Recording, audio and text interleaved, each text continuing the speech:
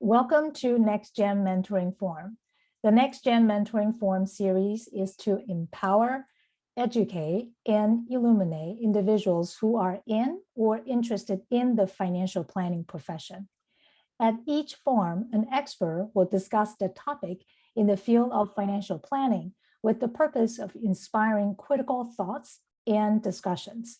In today's session, I am so honored to interview Angela Ribuffo on the topic of motivate financial professionals to succeed in financial services industry. My name is Dr. Chia-Li. Hold on one second.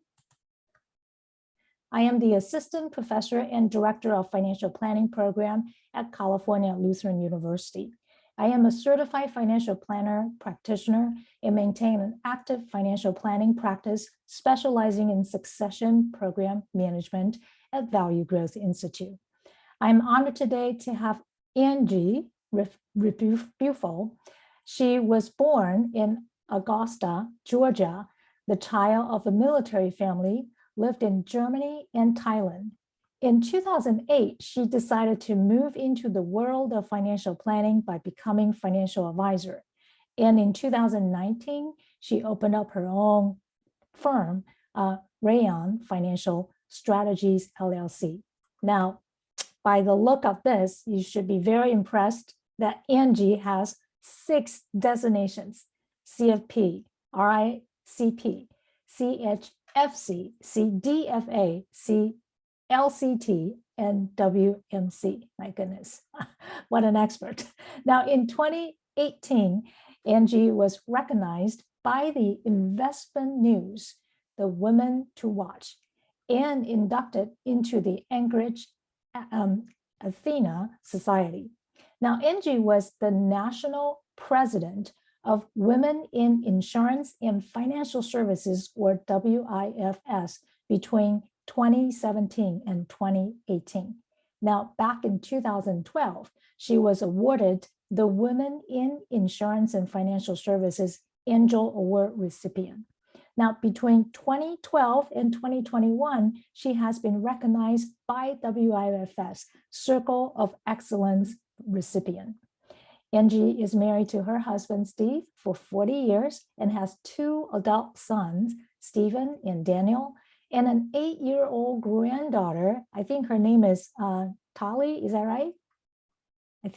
I hope that I pronounced that correctly.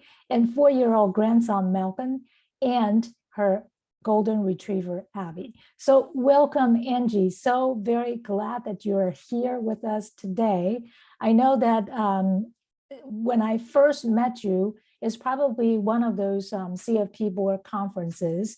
And then the very first time I was talking with you, I've known you before, but really never had a chance to talk with you until I was interviewing for the board position for WIFS. And for many of you today that is in the audience from WIFS, thank you for coming in today. So let me begin asking you some questions that I've always wanted to know.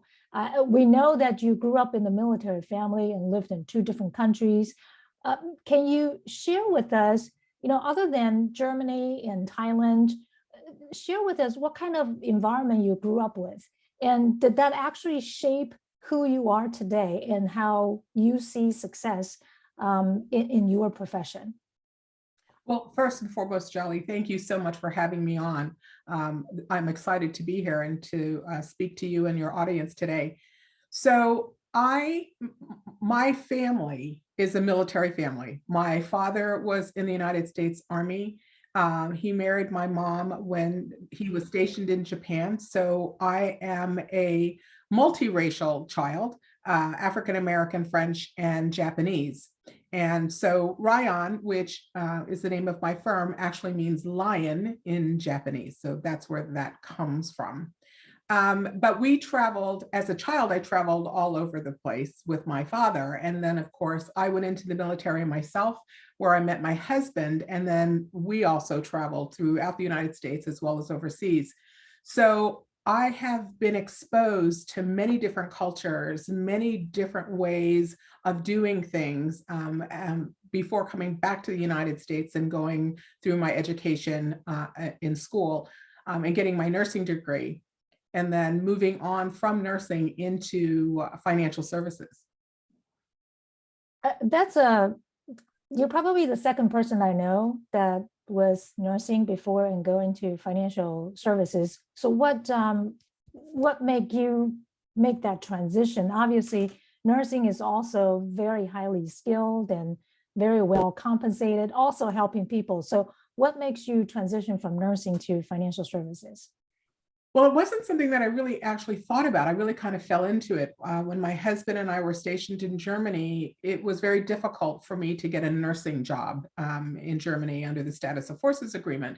So I went to work at the Air Force Family Support Center. And while in that job, one of the responsibilities that I had was to be responsible for personal financial budgeting and learning about, helping clients learn about personal budgeting. So that was my foray into financial services. And I really loved doing that. But in the meantime, I really became curious about all the other aspects of financial services.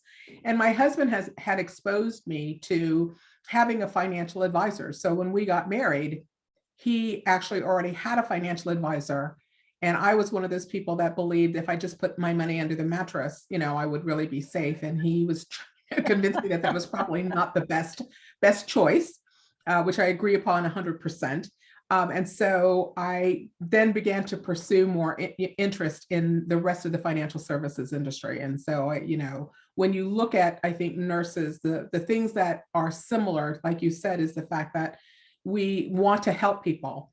There's the attention to detail part, which in financial advising and planning is very important, right? The attention to detail and listening to clients. Nurses also have that active listening skill, listening to the patient and seeing what's going on with the patient.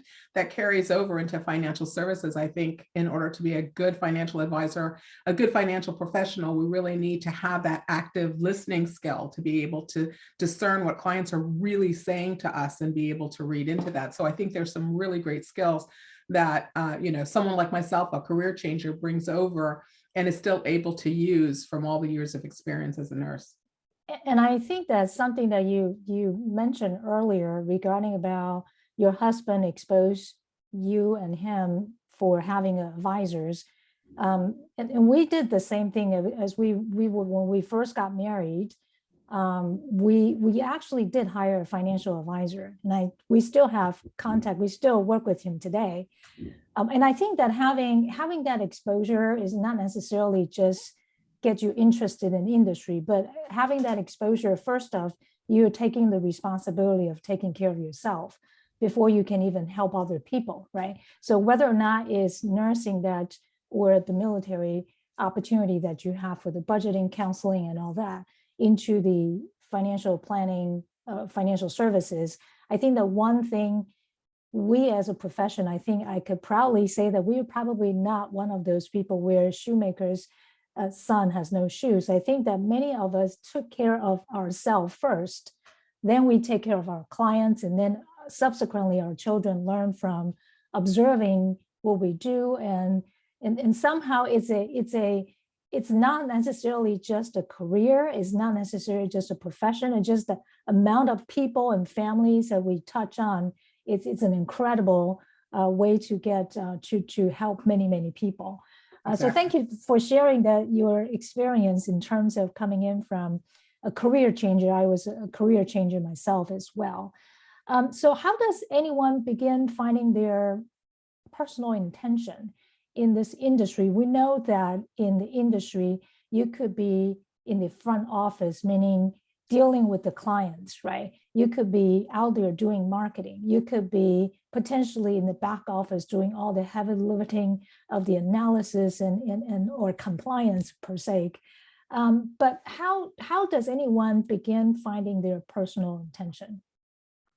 I really think that it begins with why. And in this case, it may be a general why. Why am I interested in financial services?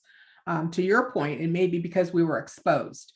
So for me, it was exposure. For some people, it's because they had an event in their life where they think, if I knew more about insurance, or I knew more about savings, or I knew more about, then I would be in a better position, or my family or my friends would be in a better position. So there's usually a general why, I think, that everybody comes into. And from that general why, I think they start to peel back the onion to find out what that personal why is, right? What is it that really drives you to stay interested and committed to the financial services industry? So I think it starts with that general why, and it moves into that personal, your personal why. And from that point, you now can begin to see how you fit into the profession, how you can be a financial professional, whether, to your point, it's in the front office, or whether it's in the back office, or whether you're client facing or not client facing. It's that why, what drives you specifically, now that you know more about that. And that why becomes important because it's your tether. I think it's the thing that holds you in the space that can sometimes be very difficult to maneuver, to navigate. And I think that, and the general why, or the personal why, and how do you fit, those are the three things that you mentioned. They do change over time. Yes. And it's not necessarily something that you came into the industry and you stay there for the same role. They do kind of change as the situation change. And I think that one of the things that, take you as an example, you're not just working on or in your business. You are out and about in the industry. You're out speaking somewhere, and we're just talking about you're going to be attending a women conference in New York coming up in March. And there are so many things that one could spend and do things purposely. And so that fits into all these three things that you mentioned. So thank you so much for sharing that. Mm-hmm. But where do you think that the passion actually comes from then? I really think that part of that passion is inherent in your being. I really think that when you sit back and you look at your why, it's the thing that fills you. It's the thing that makes you happy. It's the thing that gets you up in the morning and gets you juiced. It's also the thing that at some point can be somewhat daunting as you try to navigate this profession, right? Because you look out in the landscape and you say, to your point, there are so many different things that are going on in the landscape. How do I know that thing that I should be doing? And I always say to mentees that I have, it always comes back to, what's your why? Because if that's your tether, if that's the thing that grounds you, then that's how you can build and keep that passion going. Our industry is a hard industry. Let's just face it. It's a very hard industry. We have products and services. We don't necessarily always have the best, people facing events that are out there. When you think of things, even movies, Wolf of Wall Street. I mean, so there is sometimes for our clients and potential clients, there's a trust issue. And so being your authentic self becomes very important. And that also is that piece that also builds that passion, right? Is being able to be your authentic self. And I think sometimes that's very difficult for us in an environment which is predominantly run to this day by men. And so we as women have to be able to stand in our own space, lean into our profession, be authentic, know what we want to do and why, and make sure that it fills us. I always believe that if your cup is empty, you can't give to anybody else. You can't give anything to anybody else, whether it's your family, whether it's your clients, whether it's your friends, if your cup is empty. And so there has to be something that's filling you every day that you come into your profession. A couple of things you mentioned, and I thought that was really well said regarding about mentee. So I know that many organizations, including WIFS, has a mentee mentor program.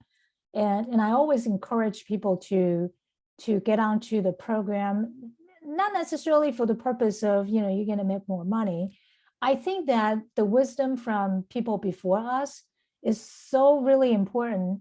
When I first started in the industry, I was paired up with a mentor in San Francisco. I was in Charlotte, and the broker dealer I was affiliated with was Lincoln Financial, and I specifically asked them, "Can you find someone looks like me, an Asian American?"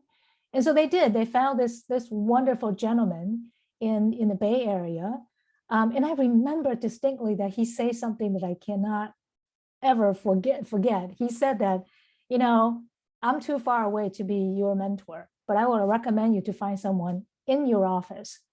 If that person, that top producer, that whatever that person, male or female, doesn't really matter, and it doesn't matter if you are ethnic backgrounds. He mentioned that if this person wears red socks on the right foot and the green socks on the left foot, you copy the same thing and you do exactly what that person do until you make it. And I think that analogy really says something regarding about mentor and mentee relationship. Someone have gone through that experience can help you save so much time. But I think one of the things you mentioned about being authentic self, to not only build trust between clients and you, but I think that oftentimes being authentic self also have a certain degree of self-confidence. And I didn't think that I have those when I first entered the industry as a career changer. I wasn't used to selling product or services, if you will. And it took me many years to get to realizing that confidence. And when you mention about if your cup is empty, you really can't give it to anyone else. So would you touch base a little bit about the circle on, so how do we become more authentic self? What do we need to do to increase that confidence so we are full enough, not necessarily have to be completely full, but enough that we can give and pay it forward in the industry? I think there's a lot of things that go into that, Chia-Li. I mean, when I think back on myself, you know, I look back on my journey and I say, you know, how do you navigate that to find that what fills you and be your authentic self? Well, I think we all have been our authentic self at some point, and at some point it was muted for whatever reason, whether it was the way that we were raised, whether it was where we were raised, you know, all of those things. You know, my sister, I have a sister, and my sister and I laugh all the time because my mother used to say all the time, when something is difficult, all you have to do is put on your Fujisawa-san smile. And so that became our mantra. When something was really difficult, we would just smile, whether it was through school or whatever it was. And people never really knew how to take that. But that was our coping mechanism because that's how we were raised. That's not necessarily your authentic self, though, right? Because it was a facade that we put on, but it was a way to cope. So when I came into this profession, I many times put on that smile, right? In the beginning when I didn't know what I didn't know. And I remember, you know, someone saying to me, you don't know what you don't know. And at some point you're going to know what you don't know. And at some point you're going to know what you know. So those are the three things that you have to kind of get through. And so I look back on that time and I say, well, when was the time during this learning experience where I felt the most at ease, where I felt like, I was just saying to a young woman the other day, when the coat is too tight or the coat is too big that you are wearing, chances are you're not being your authentic self because the coat should fit very comfortably. And I think that's something that people should think about when they go in and they're sitting in front of a client, a prospect, whatever it is that they're doing. How are they feeling? Are they feeling comfortable in their own skin? Are they feeling like what they're wearing, their invisible coat, is fitting well? Because I think if it is, then you know that you are doing and being your authentic self at that moment in time. I think if the coat is not fitting well, then chances are you're not, and that's what's making you uncomfortable, or the feeling that code is too big or too small. That's well said. You know, the code has to fit, not necessarily too big or too small. And and I remember when I first started in the industry, I was given a script Yes. to remember. And I was like panicking in front of prospects because I was trying to remember all these points. And then after several years, I realized, oh my God, I should be paying attention on what the clients are talking, the objectives, not necessarily trying to remember all the scripts, but that's what I was given and I didn't Right. have much. And that was really, the code was absolutely too big. And I was too small within that code and was swimming like crazy, trying to figure out what did I do wrong. But I really do think that's a very awesome analogy that you put together. How about people who feeling lost? I remember when I first started, um, I mean, people tell me that you have to go out and network, right? So I was smart enough to network in the organization. I know I want to service women. I know I want to service women owners. So I am in those network continuously and doing a lot of things there. But sometimes I felt lost because it's almost like a busy Peabody running around with no purpose. So what advice would you give people that if they do feel lost in their journey, what would you say? I agree with you 100%. I think sometimes there are outside influences that put pressure on us to move in a specific direction or to get to a certain goal. And I think that's what starts to move us away from our original path, so that we start to feel lost in this journey that we're on, this career path that we're on. And again, when I said in the very beginning, when we were talking about that tether to your why, I think that's where you go back to and have, it's kind of an internal conversation about, okay, why did I start here? How did I get here? So here's where I started. How did I get here? And it takes a little bit of examination. Almost an internal conversation, I think. It's also a conversation that's a really good conversation to have with a mentor as well, to say, I'm feeling as though I've lost direction here. I don't know where my compass is anymore because I'm trying to do all of these things that everybody is telling me. And when you look back on it, to your point, exactly, when you look back, you say, you know what? I wasn't listening to my clients. I was so busy trying to learn that script. And I would say to all the time to industry managers and supervisors, when you give them the script, the problem that you have with that script is, to your point, they're so busy trying to remember that script that they're not listening to their clients. And their clients don't understand that they're Susie and Joey, right? They don't understand they're supposed to have certain answers, right, that we expect in that script. So when the client goes off script, And they do that all the time. all the time, right? Then we don't know where we're supposed to be. And then in our head, we're trying to figure out where in the script we're supposed to be and how we get there. And that starts to make us feel lost in this journey because we're saying to ourselves, this can't be how we do this. This can't be right. And I know that's the conversation that I had very early on was this I can't do this. This doesn't feel right to me.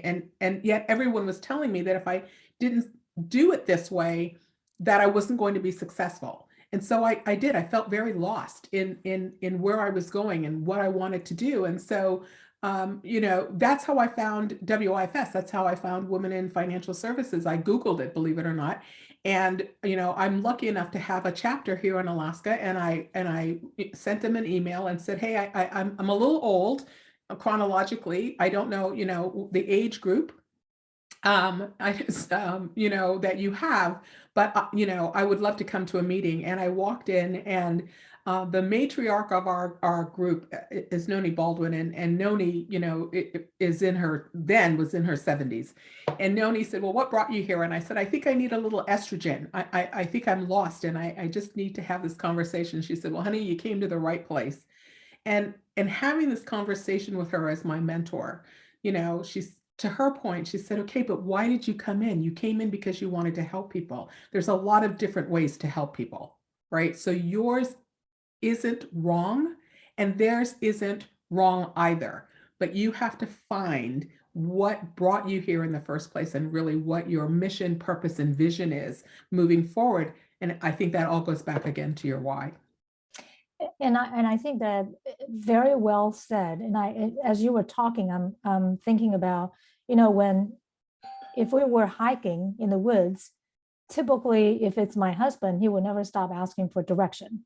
And I will be looking for the sign of, any kind of sign somewhere, trying to find ways. So in your example, similar to I was very lost in the very beginning of, giving all these various different type of structure I have to follow. But I think that what I did a little bit different than at the time I didn't know WIFS. I was kind of too late in the process to find WIFS. And Sarah, thank you for putting the website on the chat box. Thank you for doing that. But what I did do was I was intuitively enough knowing that I need to hire a coach. So I ended up hiring a sales coach, and then I hired a marketing coach. And then I start having 2 different mentors. And I think that a lot of times that you could argue that not everyone can afford coach or mentor, but keep in mind, if you're WIFS members, you can definitely get the mentorship complimentary. But I think that having those conversations externally helps me to internalize, how did I get here? What do I need to change? And even though that it's not necessarily, I realize that I don't need to follow the script. I realize that I need to really pay attention of what the clients are saying, and really tailor to what, that's why they are in the office in the first place. They don't want any cookie cutter solution either. So I'm so glad that you mentioned, asking for direction, whether or not is getting the mentor through WIFS. FPA also have mentorship. CFP board also have mentorship.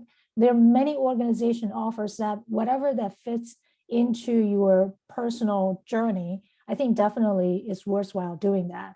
I typically say people need to have at least 3 mentors. That's my personal opinion. I think Dawn, you and I know Dawn, our past WIFS president as well. She counted how many mentors that she has, and I can't remember her number, but a lot.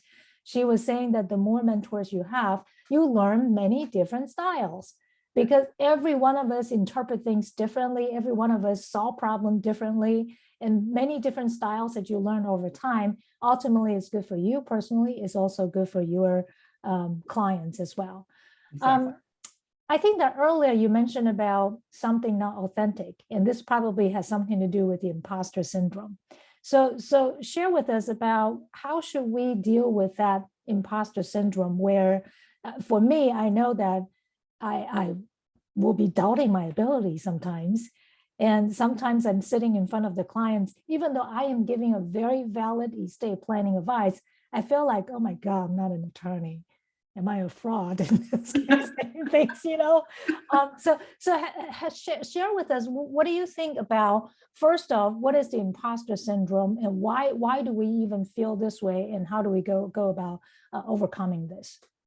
Well, Chia-Li, I love the fact that you've got this slide up talking about doubting your abilities and feeling like a fraud.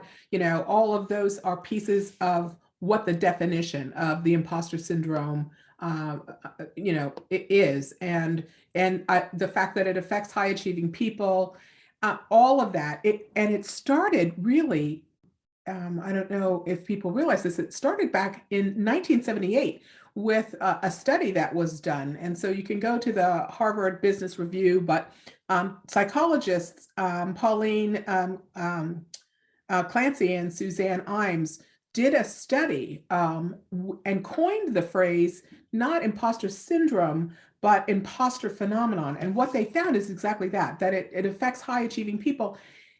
But the one thing that they pointed out was that it usually affects high achieving women.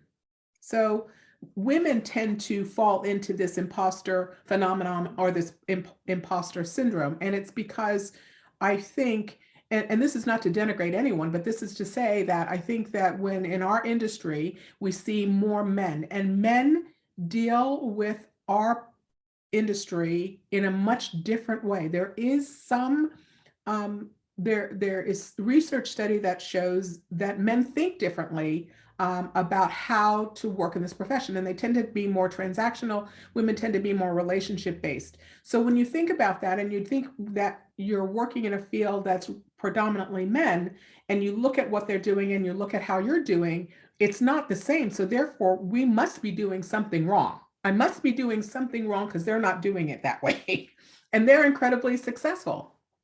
And so this starts to culminate that whole imposter syndrome. I mean, it doesn't matter how many designations you have. It doesn't matter how long you've been in the business. It doesn't matter how many accolades you have. You look at that man or that other person and you compare yourself to that person and you say, well, they're incredibly successful and they're doing it totally differently. So therefore, the way that I'm doing it can't possibly be right. And it goes back to what you said earlier about the fact that there is no one right answer, right? Mentors will show you the many different ways that you can do it. Your colleagues will show you many different ways that you can do it and be successful. And I think that we need to accept, right?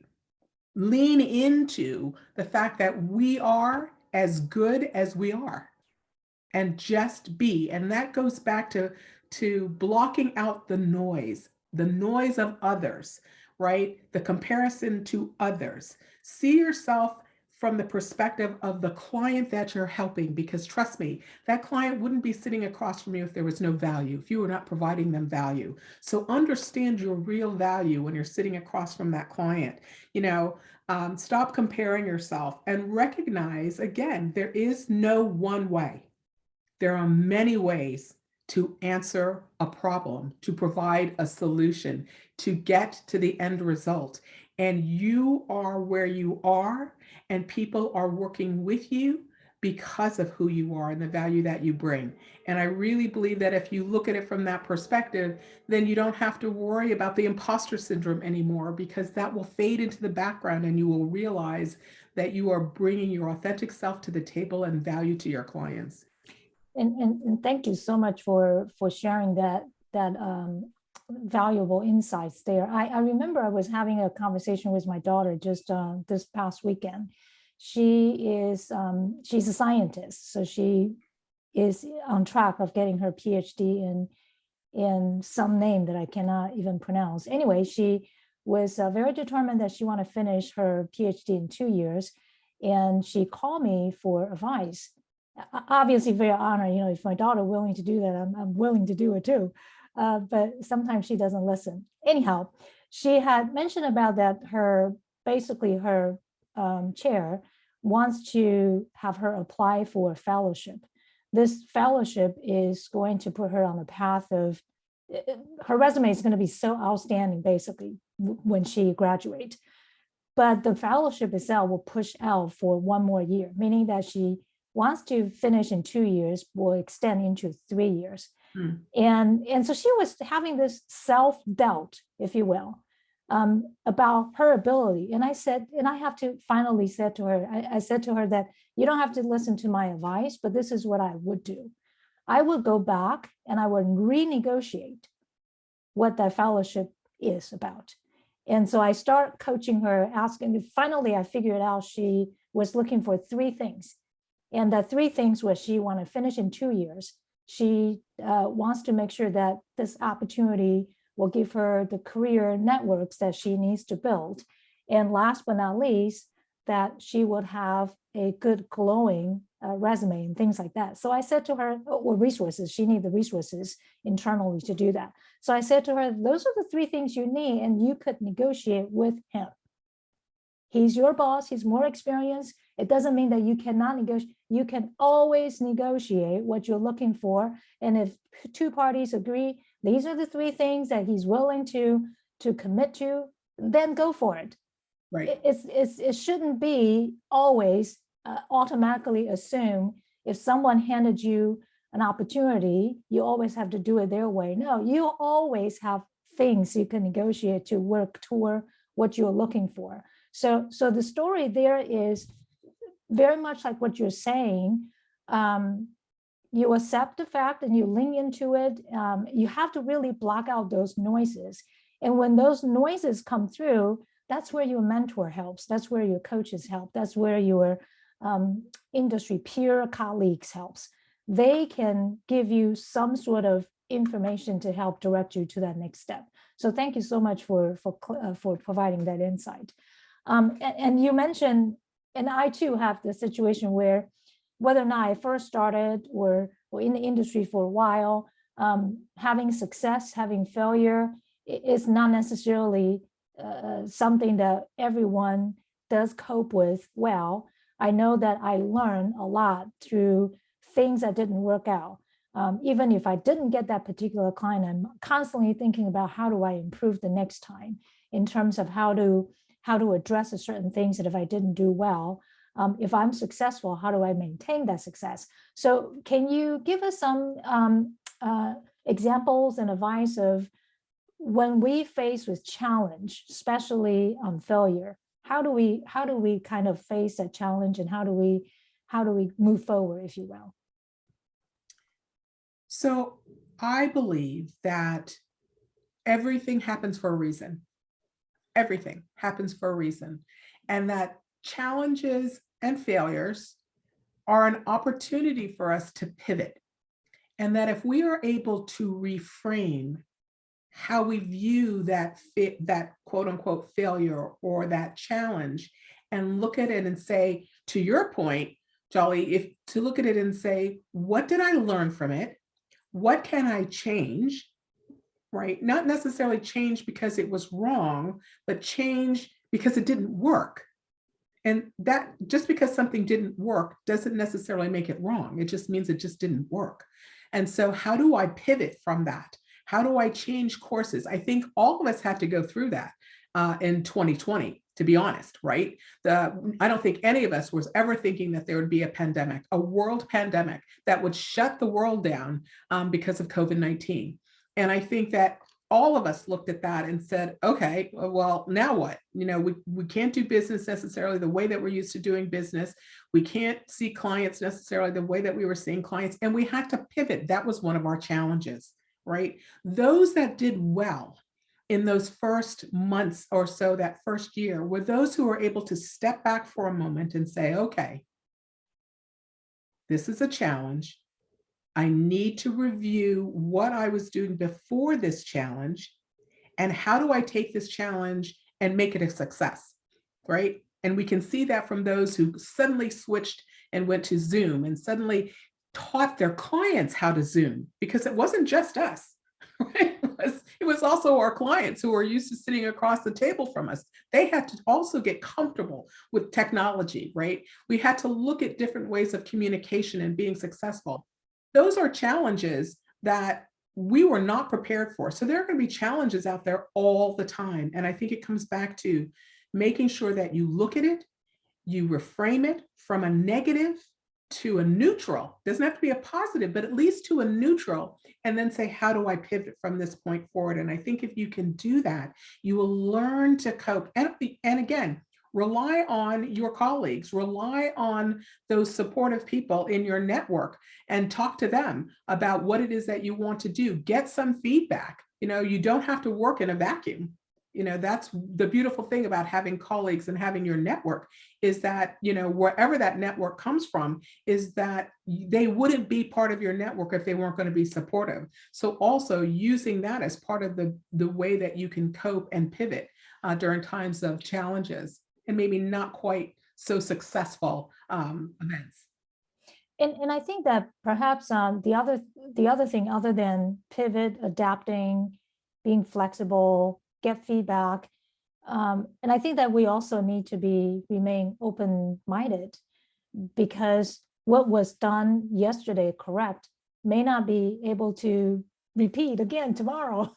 And so having that flexibility, able to cope with, these are all the lessons learned. And I always even say to myself that everything that I learned, whether or not it's a failure or success, it was my foundation to build. And over time, I will have a much more solid foundation compared to the day that I entered in the industry. So thank you so much for using that analogy of pivot, because I think that that's really, really critical for people to see things a little bit differently.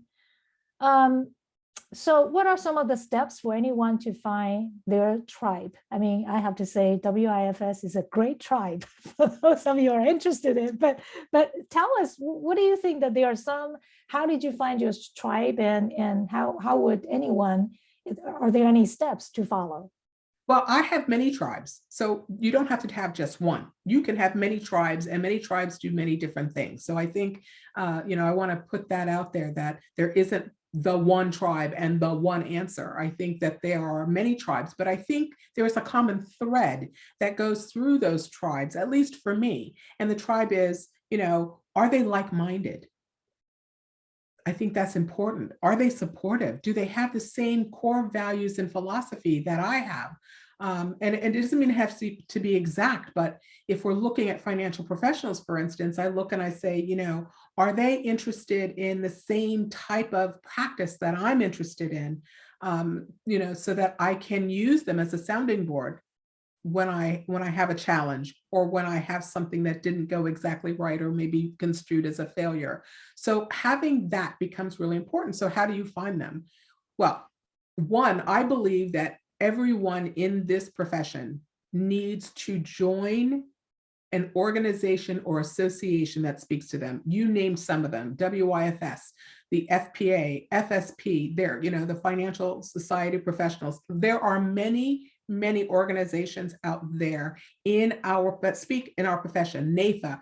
So no matter where you are in your profession, there is probably an organization that's out there. So that's number one. So now you have an overarching, tribe, right? That has the same philosophy, the same views, the same mission and vision that you may have. And from there, you will start to create your own internal tribe within that organization, right?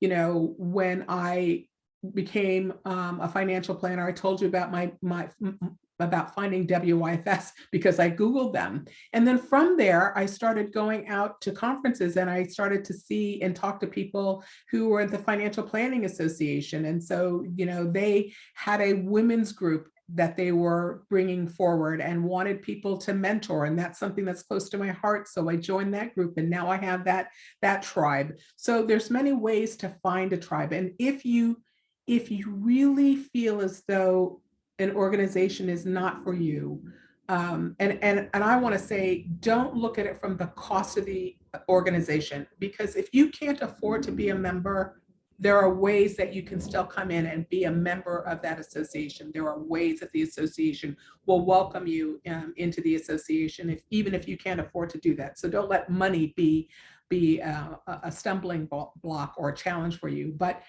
let's say it's just in your community. What is the thing that you love the most about your community? And then see who that's there, and take that bold step. You've got to be a little risk forward. I read a book by a wonderful woman named Victoria Labame, and the name of her book is Risk Forward. And she talks about how you take a risk and how you should view risk taking. And she basically says you got to step into it. So sometimes building your tribe means you have to be the focal point to draw everybody together. Instead of you waiting to be introduced or accepted into that tribe, you may have to build that tribe, and that's okay too. So, look and see what's out there.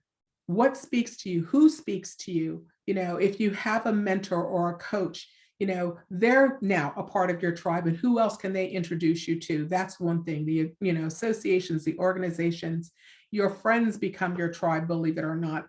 So just in your own personal circle, you have your tribe. That's your tribe too.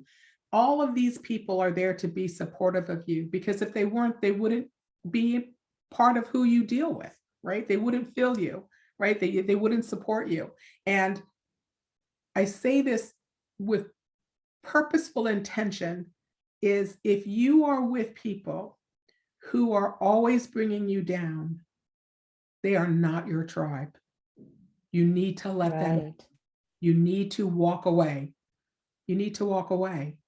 And sometimes that's a hard thing, but the amount of energy that you are expending trying to fit into a group that doesn't work for you is huge. So always think that too. Right. I remember that.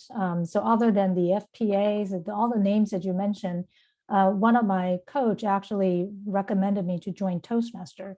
because I realized that I was having jitter problem, so she thought I have a speaking problem. I didn't have a speaking problem. I have a confidence problem, if you will. But I think that's a sort of tribe as well, right? Whether or not it's a Toastmaster, FPA, WIFS, whatever that is, but that crucial things that you said, you just take one step. You have to step in, one step at a time. If they don't fit you, then leave to find another group. No one is going to hold you there forever, but just to step in, have an initiative to do something. I remember back in the FPA, I knew that doing pro bono work in the community is something that speaks to me very well. Till today, all these friends that I have in the industry, we all know each other because we do pro bono, and we continue to do pro bono together. So within that organization, you could still have that internal tribes, as you mentioned. So thank you for walking us through that. So this is probably one of the most common topics today. And I think that some of the smaller practice may have issue of implementing DEI, diversity, equity, inclusion in a smaller firm versus bigger firms where they have resources. So would you talk a little bit about, so how can we, whether or not you are small firm, mid-sized firm, large firm, how do we then have this as part of our role within the industry? Sure. So, DE&I has come to the forefront because of a lot of external things that have happened over the course of the last couple of years. I think when we talk about diversity, equality, and inclusion, what we're really saying is we need to better understand the nuances of everyone's culture and background. And I think that sometimes is missed. Again, we look at everyone with the same paintbrush, right? And that's not the case. I mean, again, we talking about my mom and the Fujisawa-san smile. The other thing that my mom is that she was very private about her finances. And so I married this man who, is teaching me about financial advisors or introducing me to a financial advisor. And I'm thinking, oh no, I was brought up where we really, don't publicly talk about finances and money and how we manage that. So I was very lucky, one, that my husband recognized that this was something that was unique to me, different from him, but unique to me. And he always made sure that our financial advisor understood that it wasn't that I was quiet because I didn't care. It was quiet because I was taking information in. And I think that was incredibly important. So the nuances of each one of these backgrounds becomes incredibly important and plays a huge role in how we deal with our clients. To your point, if you're a small firm, right, your diversity may be just how you deal with your clients. And that in itself brings equality and inclusion. But if you're using that, if you're looking at all clients the same, then you really are blocking out that diversity, equality, and inclusion, and you don't even know it. It goes back to, if you're using the same script over and over to the same people, they're going to not hear it because that's just not the way that they were raised, or that's not their cultural background, or that's not the nuance. And so you have to realize that. And if you're actively listening, you're going to realize that they're not responding, or they're responding in a way that doesn't make any sense to what you're saying. And maybe you need to stop, rethink what you're doing, and then go back and have this conversation a little bit differently. So when we look out in our industry, there's many different layers of DE&I. It's, to your point, all the way down to the firm level, all the way up to the corporate level, and then all the way up to the industry level, right? And from an industry perspective, we look at it always from recruitment, internal to firms, right? We look at, okay, well, I'm recruiting Asians, and I'm recruiting African Americans, and I'm recruiting women, and I'm recruiting, that's great. My question always to them is, yeah, but are you retaining them? And if you aren't retaining them, then there's a problem in your DE&I space, right? You had a great recruitment team, give them thumbs up, but the retention piece has to do with DE&I. If they aren't feeling included, if they aren't feeling equal, if they aren't being trained in a way that they feel comfortable, they're going to leave. And so from all the way to the top of our industry, all the way down to this, to the firms, to the small firms, mid-sized firms, it really doesn't matter. It comes down to the same thing, whether it's your employees that you have or your financial professionals that you have, or the clients you're trying to reach. If you aren't talking with them in a way that they are open to, then you have missed, I think, the DE and I. And definitely, sometimes I tell my clients that I work with a lot of financial advisors as clients. I oftentimes tell them that if your approach is just a checklist approach, then you got it the wrong way. This is not just a checklist of let's bring in so many people to fill the seat. And you're absolutely right. If you can't retain them, if you are not trying to understand where they're coming from, if you're not willing to change the way you actually work with them, it's not necessarily the right approach in terms of D and I. So thank you for that. This is probably relating to the previous question regarding about inclusion. I recall that when I was first entered the industry, that obviously the entire office was all men. There was only one woman on the team, not me, another woman, very successful as well. And I still remember that she made me feel very welcome. For some reason, all the other men don't, just her. And so we still remain as friends today. But that goes a very, very long way of helping the newbies, if you will, into the firm, into the company. But that's just one very simple example. So can you tell us how would a company go about doing these kind of inclusion and diverse professions, especially when someone is starting in a new firm? I think one of the best ways that you do that is you look at what their multicultural space is. What are they doing in the multicultural space? And you look to see who's involved in that space. So, do they have a network of African American professionals? Do they have a network of women? Do they have a network of Asian financial professionals? Do they have a network of whatever you're in the LGBTQ space? I mean, what are they as a company? Are they recognizing that there is diversity in the space, and are they bringing people together in that space? And if they are, that is a great way for you to start to be included in that space, because these are all the different areas that you may feel that you fall into. Obviously, I have an Asian background. I have an African American background. There's a piece of me that is French. My husband is Italian. So we're just like the United Nations when it comes to diversity, and just in my family. It's like, oh my gosh. So so I have learned, and throughout my travel, to be able to see some of the nuances that were out there. That was a blessing, I think, that was given to me by my father, being in the Army, and my husband being in the Air Force, is being able to find all of the commonality threads that are there and being able to, merge into that. Not everyone is comfortable there, but there is some group that I would think that you, as an individual, as a financial professional, or as an individual, you would seek out. And I think that's the beginning. If companies don't have that in their space, you have to wonder about where they're going in diversity, equality, and inclusion. How do they view that? Because again, we can't broad stroke everything and say, well, I have a hammer. My husband always uses saying is that, if the only tool that you have is a hammer, then everybody looks like a nail. So, if everybody is looking like a nail in the company, that may not necessarily be the space for you. That may not be the place. And it's okay to say, this is not right for me, and to walk away. We're trying to change that in our industry by having different conversations and by talking about diversity, equality, and inclusion.